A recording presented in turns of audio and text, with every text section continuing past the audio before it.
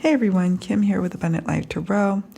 We are talking about Teneisha Griffith's case, and every now and then I'm called to tap into whether or not we can discern what are some letters or initials in a perpetrator or someone who knows something, a witness, someone who may be involved in a victim's case.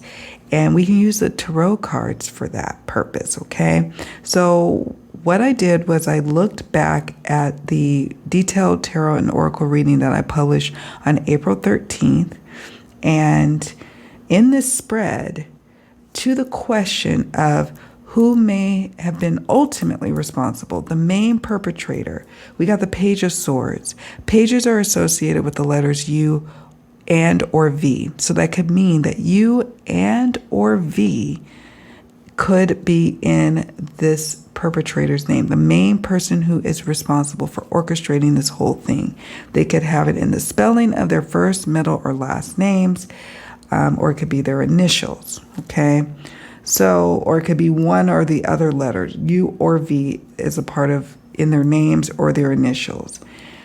Also in this spread, you will notice that there were kings. There were kings listed. Now, the thing about kings is when they come up, this is indicative of us not being ready to receive that information yet. That Spirit doesn't want us to know that information. Okay, I thought that was interesting. I'll circle back to that in a moment, why I thought that was interesting. In the reading on April 13th, I did pick up that this person, the main person, had assistance. They had help. They had someone helping them immediately, like following what happened to Teneisha, maybe even during and after. And then in the subsequent reading that I did on December 3rd, it was revealed to me that additional parties definitely have been involved since then. Like they have multiplied in terms of people who know what was done to her and people who have been aiding the main perpetrator and the main people who are involved. Now, looking at this photo again, we also see the Three of Cups. And the Three of Cups was to the question of who knows about her car, who may have moved her car. Clearly, someone has moved her car because she wasn't with her vehicle when the police discovered her body. She was in a remote area in Pasco County, and her car was discovered in Tampa, Tampa, Florida.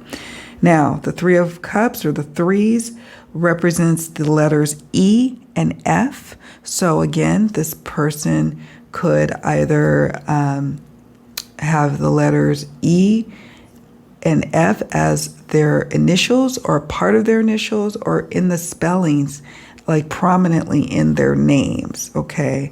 Or it could be two people, Three of Cups, because there was like two, it could be Three of Cups, so it could be 2 to 3 people that have these letters prominently in their names, okay? So now we're looking at the Queen of Cups, and we also have the Nine of Coins here. This was to the question of who is responsible for her death. So the Queen represents the letters Y and Z. The 9 represents Q and R.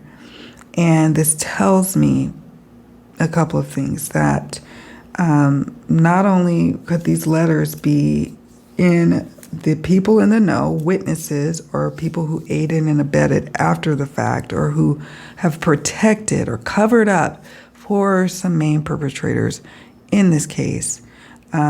They have these names that are probably kind of unusual, is what I'm saying here. Because Y and Z, whether it's in the spelling or as initials, is rather unique. So we could be looking at unique spellings of names or unique names, as well as we could be looking at the letters Y and Z in one of the parties' names. Q and R is also interesting. R is not as unusual to have R in someone's spelling of the name or even as an initial, but Q is. So again, there's something unique about these names here. in terms of additional parties who may know and may have had a hand in what happened to her. So we're getting like a profile of all these different letters that could ultimately be kind of like, as we start to see suspects, right? And we can start to look at these letters and see, where do they fit here? Who has these letters in their names or in something prominent in their life, on the street they live, or a close boyfriend or girlfriend to them, someone close.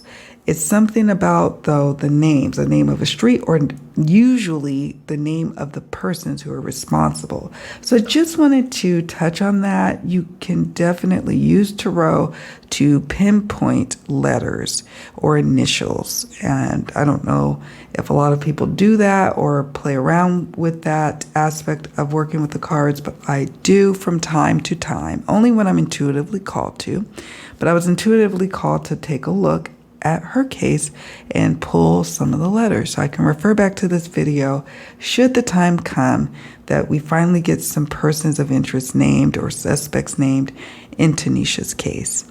So do me a favor, please hit the like button on your way out, and don't forget to subscribe. I want to hear from you in the comments section on, do you use lettering when it comes to tarot? What are other ways that you pick up on initials or names of people or street names? How do you work with the cards to glean that information? If you have questions too, let me know. I am definitely here to help and answer if I can. All right, friends, take good care of yourselves. Much love to all of you. Bye for now.